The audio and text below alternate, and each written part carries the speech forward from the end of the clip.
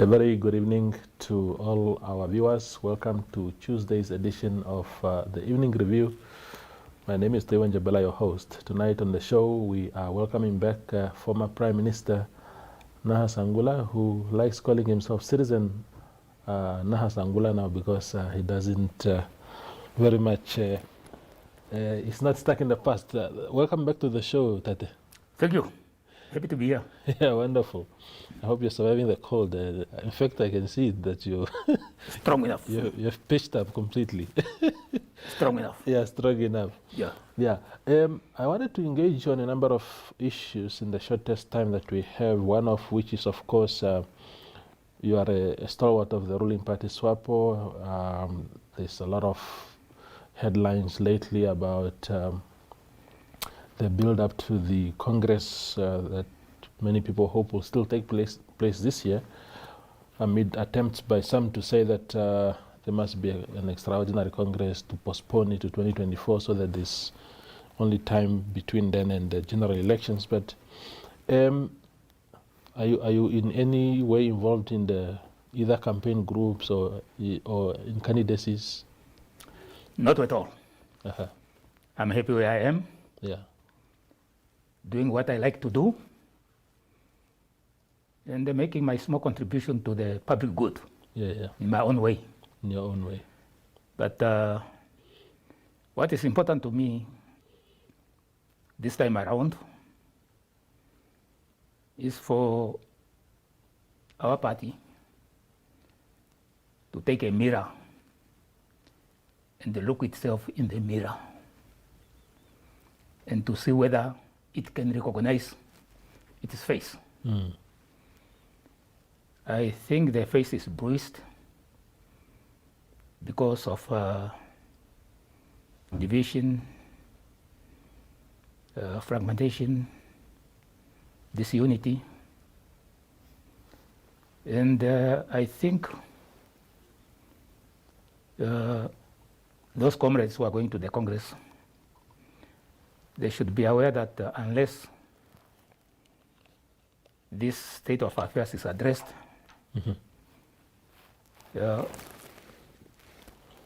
those who are seeking political offices might be chasing mirage, political mirage, so to say. In what sense would you say that? In the sense that if we go to elections in this state of affairs, there will be likely to be a repetition of what happened during the regional and local government elections, where Swapo lost even the governance of the capital city, Windhoek. It was really disappointing, Yeah. so to say. And if we are not careful, we might find ourselves either in a coalition or in opposition comes 2024. That's why some of us are concerned about the imperative of uniting the party and have a common goal, a common aim, a common objective, a common vision for the future. Indeed. So the I mean, since you said you're not involved at all in any of the campaigns, whether as an active campaigner or as a candidate in any of the positions that are up for grabs, you then have nothing to lose. Who should take over Swapo going forward? No, I have everything to lose. Yeah. When I joined Swapo, I was not even 20 years old. Then I went in exile when I was 21 years old.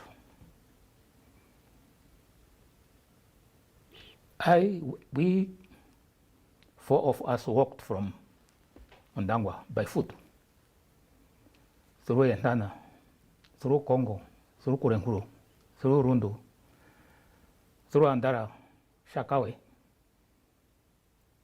Maun, Francistown, Botswana then. Then, when we left, of course, the International Court of Justice was dealing with the issue of Namibia. We were convinced that our cause was just, and the International Court of Justice will rule in our favor. We didn't expect to spend 20 years in exile, but we did. And for that reason, Swapo is basically my mother and my father. Mm. But that I invested too much in it during my youth. Yeah. And I don't want to see that this dream, this vision called Swapo goes into fragmentation, disappear from the face of Namibian political space, and all that. When we grew up in Swapo, we were not working really for personal benefits, as it is happening now. We were working for a broader common good, not only for the freedom of Namibia, but also for the total liberation of the Namibian people, liberation from hunger, from poverty, from unemployment, from divisions, which you are seeing now, and all that. That was our commitment. Of course, I understand that you are saying I have nothing to lose, meaning materially. I'm not in Swapo because of material benefit, not at all. Yeah, no, I wasn't. Yeah, maybe to that extent. But of course, I was just saying that in terms of because a lot of people in Swapo get haunted by their by other powerful persons in the party if they are found to be aligning themselves with this or that candidate, for example. So there will be cases of purging, cases of people being hounded out of their jobs and stuff like that. And I'm saying that in your case, that can never materialize. So you have nothing to lose by simply saying to me now who you think should be taking over the party. Who's your candidate? I don't look at the face of people, neither at their gender, nor of their age. I look at the ideals a person is trying to promote. What kind of society is this person likely to build? I look at commitment, whether this person has commitment to the well-being and the welfare of the people. Not commitment to oneself, but to the people. I look at experience, whether this person can truly bring up something new based upon this person's experience. So I don't look at the face of a person. I look at what the person stands for. Does Swapo have those people that can tick off the boxes that you just mentioned? Who are those people that you think can tick off those boxes? They are rare. Yeah. They are a rare breed. And they are very difficult to find, but they can be found. People have got commitment to the people of this country. So when you're talking about, we've seen people like former President Nuyoma, I've seen General Namolo, General Shali, I think also, talking about, it's time that the country gets a female president. Is that, and you just said that you don't look at gender and stuff like that. You don't believe that it's time for a woman to take over? I don't care. I don't see any difference between a man and a woman. The only difference is the biological thing. Queen Elizabeth has been ruling Britain since I was a toddler. She's still there. Yeah. She's a woman. Yeah. Gold Meir ruled Israel, even during the difficult times of war. She did it. She saved Israel. Indira Gandhi ruled the most populous, one of the most populous nations on earth. She did her job. Unfortunately, she was assassinated. She was a woman. So what's the problem? Why should we bring these kind of divisions unnecessarily in the party? These divisions of gender, of generation, of tribe, of region, of culture, of language, this type of divisions. They are not taking us anywhere. They are just creating space for those who want to exploit us comfortably while we are fighting among ourselves. Indeed. Let's go for a quick break and return for second half.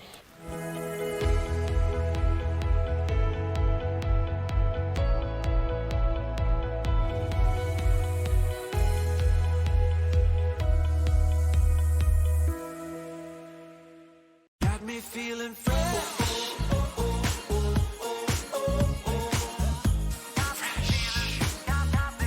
Got me feeling fresh. Got me feeling fresh.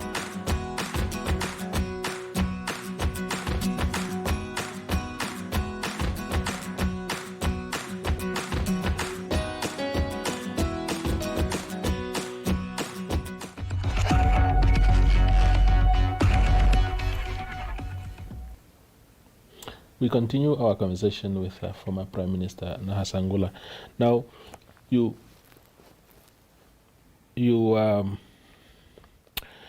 know, this talk that in 2004, for example, when Swapo held its extraordinary congress in which yourself was a candidate, the party had a proper pool of potential leaders.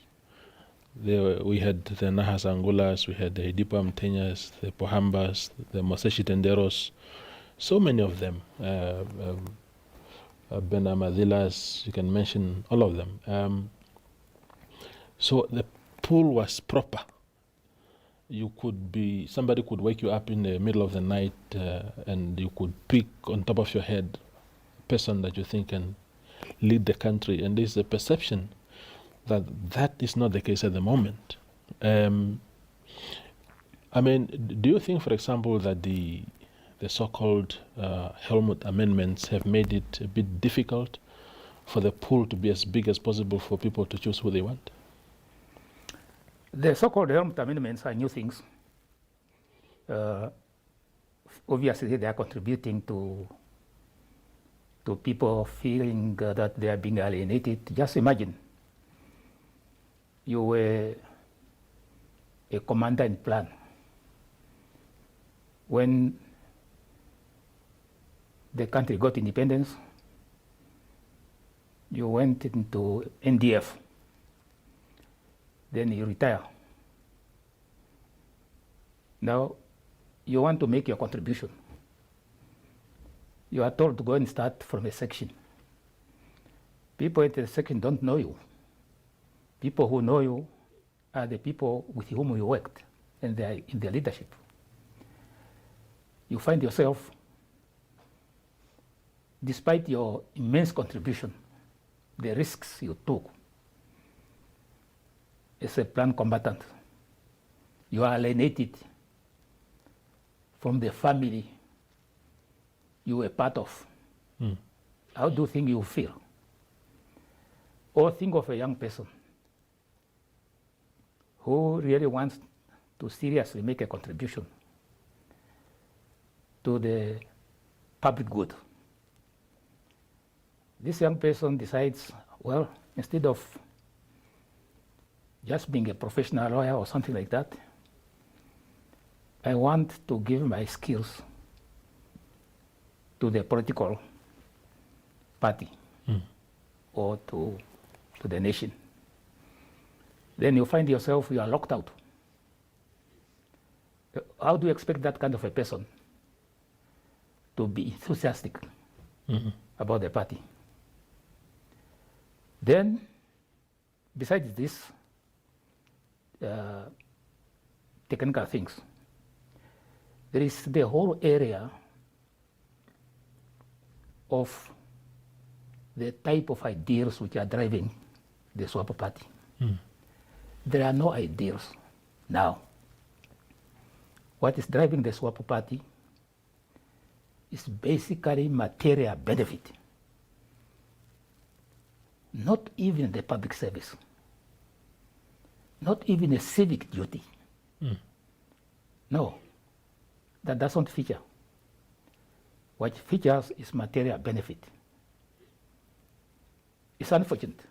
It appears that most of our liberation movements are caught up in this.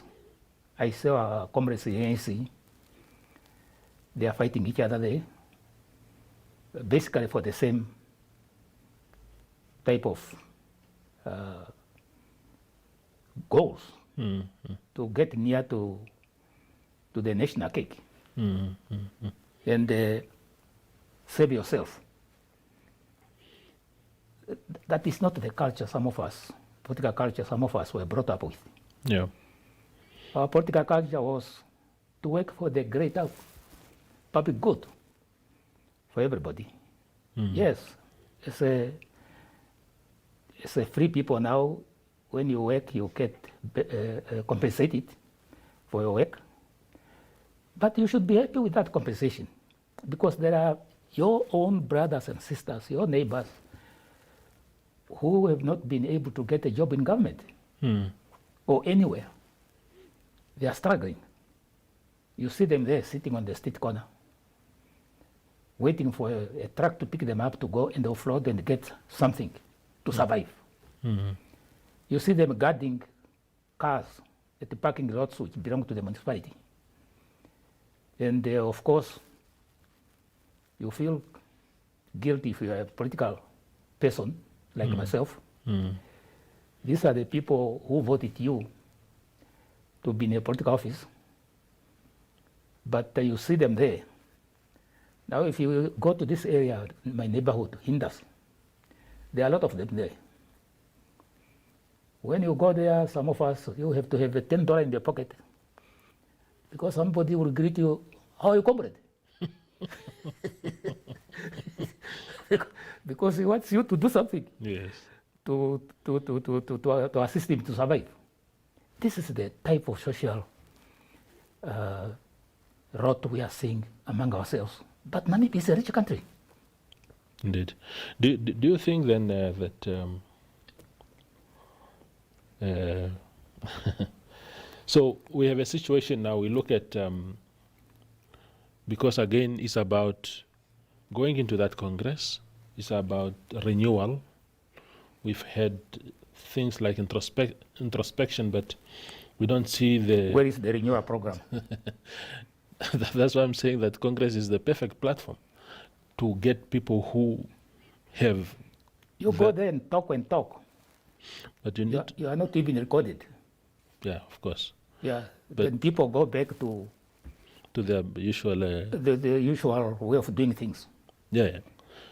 No, but that is If you not... want the renewal, you have to start with internal dialogue. Yeah. You have to start with confidence building measures. You have to restore trust and confidence in each other. And that can only happen through internal dialogue. A conference like police conference, it's just an indaba. Yeah. You get the floor, you say what you want. Who's listening to you? You need a situation where people communicate. People express themselves freely. And they feel that their concerns are being listened to and documented. And you build up a common purpose as an organization, accommodating the views of others. And they genuinely accepting some of these views as perhaps pathways towards renewal. Yeah. Your Congress, your press conference will not do that. I understand that. Yeah.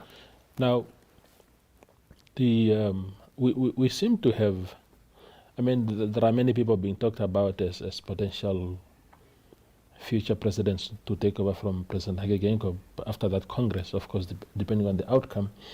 And I suppose because of the Helmut amendments, also like I spoke earlier, the pool has become so small, and in this pool, Honorable Netumbo Nandi-Ndaitwah seems to be, like we called it in our newspaper this week, that she's a runaway sort of candidate in this process. Of course, she has been on record stating that she will not shy away from standing for that position.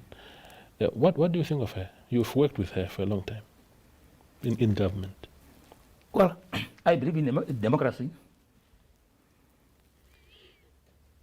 It is democratic for somebody to make himself or herself available, but at the right time. At the right time. As I said earlier, if we don't unify the party, she might just be chasing a mirage. Let us look at things which touch the reality of the people in Namibia. I heard the other day talking about taking water from Congo. Why not talking reviving the green scheme to enhance food security in the country? Why not talking about using the water in Nectar Dam to irrigate and produce export and the internal consumption type of products? Taking water from Congo River will take billions, and I see the government struggling even to meet the basic needs of the government employees. Yeah. Where are we going to get those billions to take water from there? Yeah. And to put up a series of pumping stations for this water to reach Namibia. Let us talk about basics. Youth unemployment, child malnutrition, public health, housing, food security, Land. and of course the land, utilization of land. Sometimes it's not a question that the land is not available. Sometimes land is available, but the way we utilize it, we don't utilize it productively. I am a commercial and a subsistence farmer. And I spend time in my Mahangu field. And I see how the soil is tired. Because we have not paid attention to the subsistence economy to help those people who are struggling out there to improve their soils. Yeah. We are looking the other way because the ShopRite somewhere. Since you are employed, you go to ShopRite. Yeah. Some of us don't eat from ShopRite. We eat from our land. I hear you. Yeah. The last question then, again, so, and I think this is why people are talking about the female president, because I don't think it's necessarily because people are paying serious attention to gender, but maybe it's because the only people that are in the race now, what we are hearing is really just Meme Netumbo and the Prime Minister Sarah Madila. I don't see any men in this conversation anymore. People used to talk about Franz Kapofi. Obviously, I think the Helmut Amendments will make it hard for him to qualify, and so forth and so on. What do you think of Sarah Kunyelwa as a person? Again, I'm sorry for putting you on the spot, but what do you think of her as a... She was a Minister of Finance. Yeah. I don't know what she left at the Finance Ministry. Seeing that from 2016, everything seems to be collapsing. Yeah. She's a Prime Minister. I'm not quite sure, besides general administration, whether there are new things happening there. But she's young. Sometimes when you are working under the shadow of somebody, you don't want to shine more than that somebody.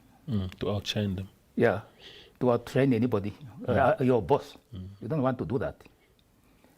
Perhaps we are judging a person from a perspective which is not real. What is important also is what type of a team do you put together as a leader? If you are elected a president, what kind of a team are you going to put together to assist you? We have seen that our current parliament is really something one is not proud of. Our comrades from Swapo, they are not active, they are not dynamic, Yeah. they are not imaginative. I don't know why they don't hold workshops to educate each other about parliamentary procedures, about lawmaking, about everything around parliament, so that they become active. I hear you. The time is up. Former Prime Minister, I understand what you're saying. That you need a leader, but he's also made, or she or he is also made by the team he's working with, which I think is a good point. I appreciate your time, former Prime Minister. Thank you. You are welcome. Wonderful. I'm still around. You're still around. Yeah. That is former Prime Minister Nahas Angula speaking to us in the evening review this evening. Thank you for watching.